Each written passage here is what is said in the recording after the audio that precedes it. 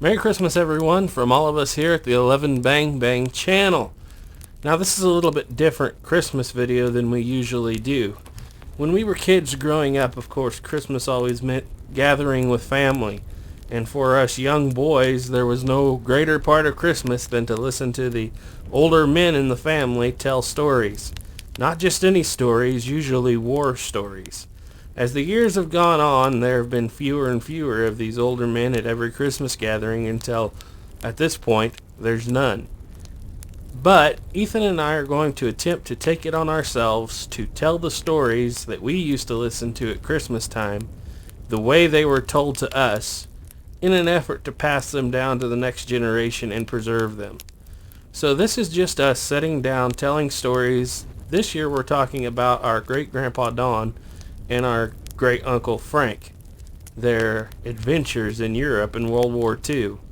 And although it doesn't on the surface seem like a Christmas thing to talk about, this is what our Christmases were based on as children. One of the greatest things we look forward to, hearing the older generation tell stories about what life was like when they were young.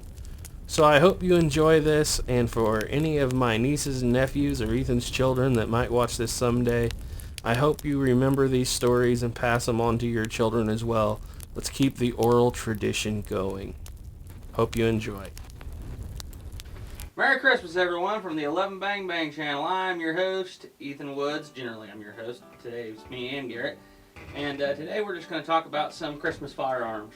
Yeah, they're kind of Christmas firearms because these are the firearms, not exactly all of them, one of them is, but these are the firearms of a very important man in our family. His name was Don Dyke. When I was growing up, he was my great-grandpa, and when I was growing up, he lived right across the road from me, and up until, well, when I say when I was growing up, when I was a small child, and I would go sit on his lap.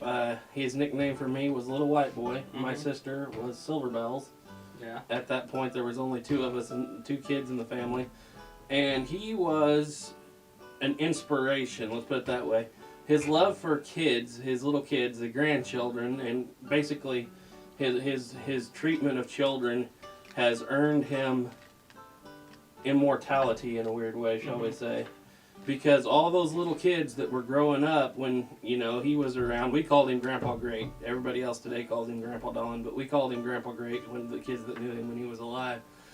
And he was quite the character. He died fairly young for, well, at least for today. He died in his 70s. But he was quite the character. Grew up in the Depression, fed his family during the Depression, picked cotton for a living, fought in the World War, came home, helped build Rocky Mountain National Park, was a driller on an oil rig.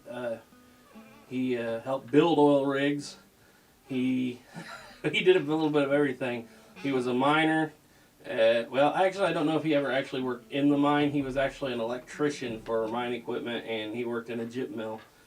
And he was just small town America, everybody, kind of like everybody was, you know, back in the 1930s, 40s, 50s, 60s, and 70s.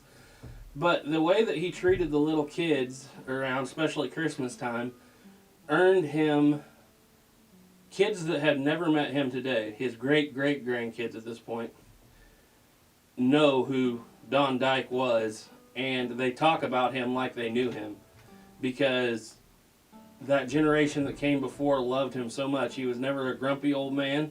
You know, he was just always a kind soul. And no matter what was going on, he always made time for kids, either to teach them how to build birdhouses or, you know, or take them squirrel hunting or whatever. And Christmas time is the time of year that he's missed by most of the people that still remember him, even though he's been gone for 30 years.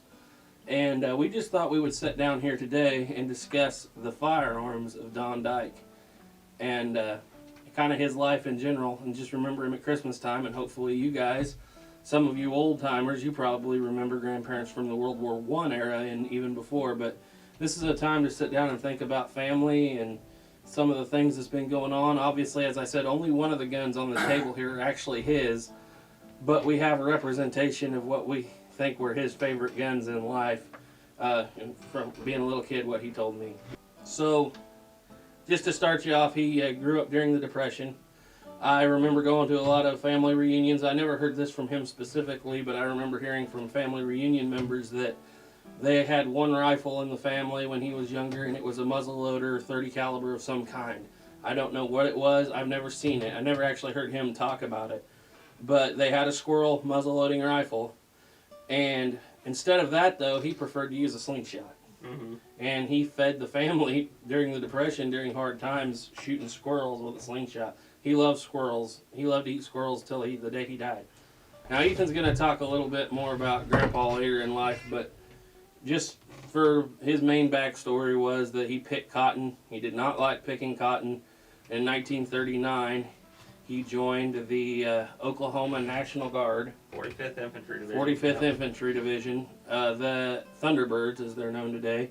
Funny thing was, his first insignia in 39 was actually a swastika. Mm-hmm. That was their insignia before Hitler stole it. I think it was actually 38 was when they made the change. But yeah, They still had him around when he first joined. Yeah.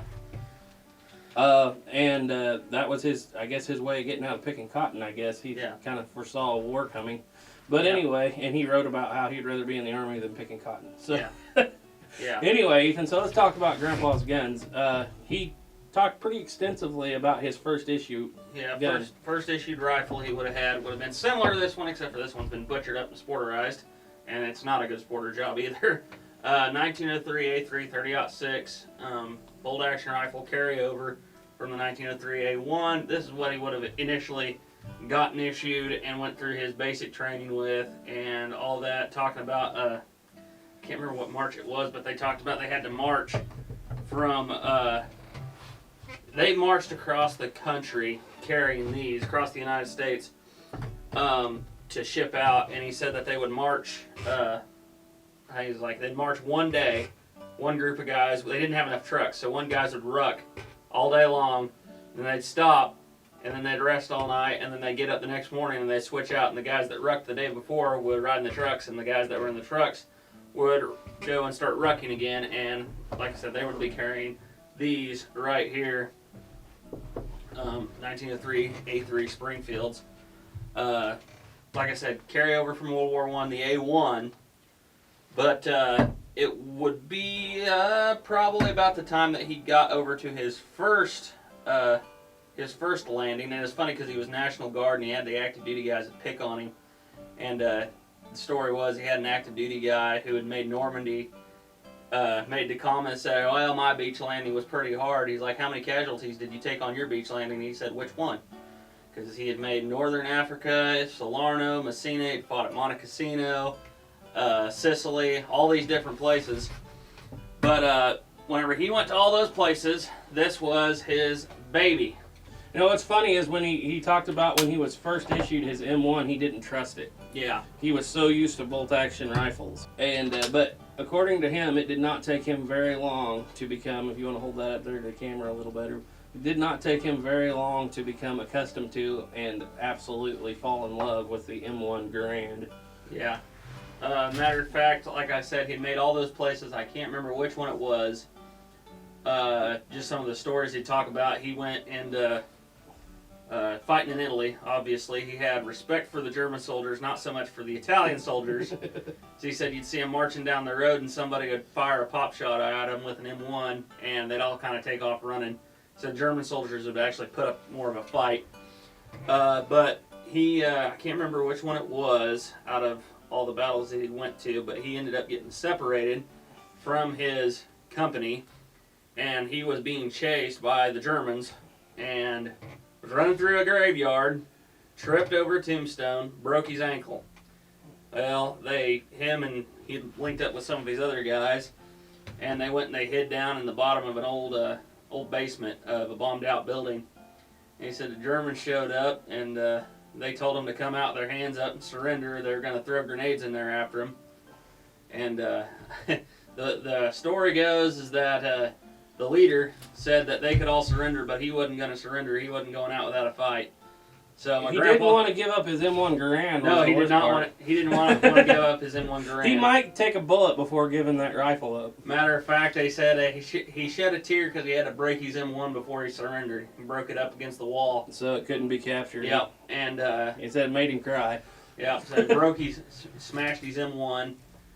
Came out with his hands up, surrendered. And the leader that was going to hold him off and he was going to fight till the death was down there. They pinned him down. They threw in those Stahlhande grenades, the stick grenades. And Grandpa said it looked like a scene from the Three Stooges. He come out with his hair all blown straight up in the air. It didn't hurt him, but I think it kind of rocked his world a little bit. And they got all captured in 1943. And he would remain captured until he was liberated in 1945. And then after that, and that's where we'll get into some of these other guns. Oh, one more thing. Grandpa had a love For for the capturing. P08 Luger. He liberated P08 Lugers everywhere he could during Liberated World War II. P08 Lugers all over the countryside. And a matter of fact, whenever he was captured, you could get in serious trouble if you got caught with a P08 Luger and you got captured. And so, Grandpa forgot whenever he went to go surrender, he had a belt full of these things. Or at least one, anyway. Well, the story is he had a belt full of P08 Lugers. And he went and he had these all tucked up in his belt and forgot about them and then thought, oh no, they're searching us. And story goes, a German soldier walked up to him, lifted up his blouse, looked at his belt line, saw all these P08s in there. Grandpa thought, well, that's it. And he said the German started smiling at him, lifted up his blouse, and he had a belt full of 1911s. still makes me chuckle. Yeah. But You know, I never heard Grandpa talk or any stories about his affection for the 1911. I know that he had a government model after he came home for a while. yeah, But I have heard all the time about what a loved the great Luger. shot he was with the Luger and how much he loved the Lugers. As a matter of fact, after he was liberated from the prisoner of war camp, by the way, he was told if you attempt to escape, we give you 3 strikes if you attempt to escape. He did the first 2, once by trying to help the tunnel and once by cutting through wire. And he said that he figured by the 3rd time he'd done his duty to attempt to escape, and he'd just sit there and wait for a little while. yeah. Matter of fact, we found out not from him, but later on there was a newspaper article about him, and it wasn't even him telling the story. It was a German woman she was a farmer's wife, and she had wrote a story because he had escaped from his prison. The story was, he'd told this part, the guard had fallen asleep, and On his way to a prison, they actually were running out of soldiers, the Germans were, Yep. so they put 1 security guard on him to transport him to another prison. And, he got to talking to this German. They got to be really good friends. And he said that German fell asleep. And he said, I was standing over him with a rock and I was thinking about killing him. And he's like, then I remember he'd show me pictures of his wife and kids. And he said, I just didn't think that was worth it. And I thought I could get away. I could get away without having to kill him. So he ran off, got away, went and found a farmer and his family and moved in with them. Said gained 6 pounds because they wanted to treat them Americans really good because they knew what was coming and they wanted to be known as the farmer's family who went and took care of the Americans. But after a while, he decided he was going to turn himself back in, and he actually did turn himself back in that time. But I do find it funny because after he was freed from the prisoner of war camp, the war's still going on.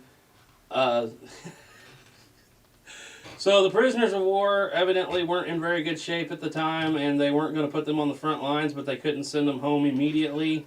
So they gave them a bus and told them to drive around behind the front line of the Americans. Mm-hmm. So evidently this bus somehow got painted chartered. Yep, it got called chartered. But Chartered before on that, the side of it. the funny thing is, yeah, so... They just drove around Italy and Germany causing all kinds of trouble and just having a wonderful time. it was a scorched earth policy, and what they did was, their job is they were to ride around on this bus. They're like, hey, you guys are going to have, the rest of the war is going to be super easy for you guys. We're not going to, put you out there on the front lines. You're going to ride around on these trucks, and you're just going to shoot German livestock. And that was what they did, and Grandpa gave us his ballistics report. Yeah, the ballistics report is the M1 Garand will take a chicken's head off at 200 yards. And he loved that. And he said the M1 carbine, that was the other thing, the M1 carbine, he said, really good at killing chickens. Oh, that brings us to something else. But by the way, guys, he's still liberating Lugers. Oh yes. He liberated lots of Lugers. Yeah. That was his thing, and I don't know how many the count was, but it was pretty astronomical. Anyway, I don't believe he was ever issued the M1 carbine. But he did have a ballistic report on the M1 carbine. Yes, he said he liked the M1 Garand because he could drop a cow in one shot. The M1 carbine, it was good for taking the head off of a chicken, but it wasn't very good for killing cows. And the other downfall was you couldn't take the head off of a chicken at 200 yards. Yeah. Like he could with the M1 Garand, supposedly. That's the story goes. But he had this collection of Lugers. Man, he loved those Lugers. And as they were going through, at one time they camped, or they were in a bombed out city. Still had a lot of civilians in it. Mm-hmm. And he said there was a restaurant across the road that had a dinner bell on it. And every morning it was his job, his duty. He thought, according to him, his duty was to wake up at sunrise, pull out his Luger, and attempt to ring that bell from across the street. And evidently the local civilians did not like that because bullets were bouncing all over the place. But he said he got to be pretty good shot with a Luger from every morning, waking up and ringing the bell, making sure everybody was awake and ready to go. Yeah. So, he loved the spring of the 03, obviously, when he started. Like I said, before that, it was all, like, as far as I know, a muzzleloader and a slingshot. Definitely a slingshot. That was before World War II. But he was also a good shot. He'd shot other rifles. He was an Oklahoma, Texas boy, and so he was a pretty good shot when he went in. Fell in love with his M1 Garand. That was the love of his life, as far as rifles go. And didn't have a lot good to say about the M1 carbine, other than, yeah, it's pretty good for cooks. Yep. Another story. Now, his brother, Frank, and I talked to him here 3 or 4 years ago before he died. I was kind of talking to him about some of his side of the story of, Grandpa Don or Grandpa Grape. And he would tell me about, well, I asked him, I said, so what'd you carry in World War II? He said, well, I carried an M1 for a while. And he's like, then I carried a Thompson because he made Normandy. And I said, really? I was like, what rank were you? He was like, oh, I was a private. I was like, how'd you get a Thompson? And he just got a big old smile on his face and said, ask me no questions. I'll tell you no lies. But he loved the Thompson. And matter of fact, just kind of go into his story a little bit. He was at Nuremberg. And they'd gotten, the word out, hey, be careful, don't get too far out into the street because there's snipers out. And he was going along there clearing houses, and he got by a sniper in a bell tower, is what he had said. And he showed me his, what we call the reverse belly button. 8mm Mauser to the stomach. Yep, took an 8mm Mauser around to the gut, and his guys left him there. They thought he was dead. And he said he passed out, and he woke up, and there was a Sherman tank pulled right up next to him. And he said, and it would fire that tank around, and every time it'd fire, he said, it'd get lifted up off the ground and drop back down on that bullet wound. And he said, finally, they came along later, and they found him there, and they picked him up, took him to the field hospital. And he said, I was laying there recovering in the field hospital, and he said, all of a sudden, he's like, I was hurting real bad, and somebody come up behind me and jumped on me. And he said, it was Don. It was his brother. It was his brother. He said, I'm not going to lie. He said, I wanted to take a rifle and shoot whoever that was until I figured out who it was. But, yeah, so riding around in chartered, shooting livestock. Shooting livestock and just having a wonderful time. Belt full of PO8 Lugers again. He always figured that he'd done his part during the first part with all those landings, North Africa, Sicily, whatnot. Salerno, Messina, Monte Cassino, Anzio. He figured he'd earned the right to enjoy himself for the rest of the war. They worked their way out through the end of the war and still had this belt full of Lugers. But Grandpa may have had a gambling problem. Yeah, and when he went to, I don't know how many it was, but it was a shoebox full. It was said that when they went to ship out home, he had a shoebox full. Mm-hmm. And he lost every one of them playing craps on the way home on the ship. Every one of them. Think about how much money that is. Yeah, today that would be one expensive game. Like $10,000 worth of handguns. But, so he didn't make it home with any of them, and he always talked about some of the saddest moments was turning in his M1 Garand. But, anyway, long story short, he had to turn in his M1 Garand, one of the saddest moments of his life, and he came home to civilian life, which Mhm. he traveled all over the country, and like I said in the beginning of the video, did all kinds of things. Really only had one gun for the rest of his life, outside of a handful of handguns that I don't know where they've gone to. A Colt government model at some point. Yeah. So our lighting may have changed just a little bit. Our camera battery died there. Yeah. But so when Grandpa came home, this was his gun of choice. Tell Yes. us about this gun. Stevens Model 37A bolt action 410 shotgun. Like I said, Grandpa liked killing squirrels, and these are pretty good squirrel killers. Doesn't get shot as much as it used to due to the current price of 410 ammunition, but yeah, this was his go-to. It's a tube fed. You just like a big 22. You pop the tube out the end there and lock it back in. But this was Grandpa's do-it-all gun Mm-hmm. for 50 years, Mm-hmm. and he wasn't a gun collector per se. A lot of people weren't back then. They were gun users. Yeah. He was very proficient with his gun. He believed that he could take anything in south central Kansas, north Oklahoma with this gun right here, and he did. Weren't as many deer around here at the time as there are now. A lot Well, more antelope. There was antelope, yeah, and but what he found was he could go down on the river and take a deer, antelope, just about anything with a 410 slug, and at the same time go hunt quail proficiently with 410 birdshot, defend his home with 410 buckshot, and he was very good at it. As you recall, he started out with a bolt-action rifle for World War II, and this was his gun that he used for, like I said, half a century basically, Mm-hmm. and took kids hunting, took kids fishing. This would always be in the pickup or, whatnot, wherever he had to go. And it was eventually passed on to little brother Caleb, and he still uses it from time to time, but it's mostly retired now. But every now and then we'll get her out and run a few shells through her. Like I said, 410 shells aren't as cheap as they used to be. But yeah, this is the gun I always remember him having, and just goes to show you, even though he had a Colt government model at one point after the war, I don't know where it is now. I never saw it.